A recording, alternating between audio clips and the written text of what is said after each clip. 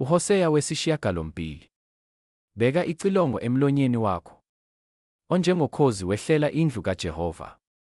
Ngokuba beqile isivumelwano sami, baphambuka emthethweni wami, bakhala kimi ngokuthi, "Nkulunkulu wethu, thina Israyeli siyakwazi.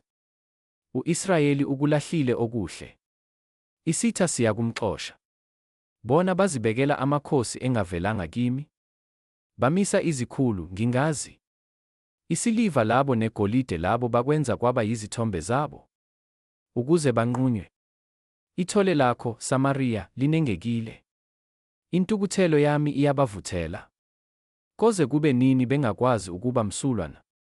Ngokuba livela ku-Israyeli, umkhandi walenza, alisiye uNkulunkulu. Yebo, ithole laseSamariya liyakuba yizihlephu. Ngokuba bahlwanyele umoya, bayakuvuna isivunguvungu. Izele alinahlumela, alivezi impuphu. Uma liyiveza, iyakuqedwa ngabafokazi. U-Israyeli uyagwinywa. Manje sebephakathi kwabezizwe, njengesitsha okungekho intokozo kuso. Ngokuba benyukele e-Asiriya, bezihambele njengezimbongolo zasendle. U-Efrayimi uyaqasha ngenkokhelo yothando, noma beqasha phakathi kwabezizwe.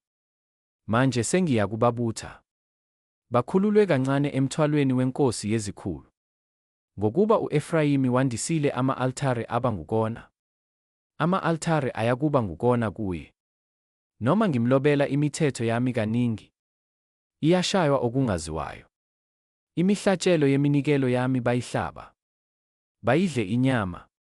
Kepha uJehova akayenameli. Useyakhumbula ububi babo, abahambele ngezono zabo. Babuyele eGibhithe. Ngokuba u-Israyeli ukhohliwe umdali wakhe, wakha izindlu zamakhosi, noJuda wandisile imizi ebiyelweyo.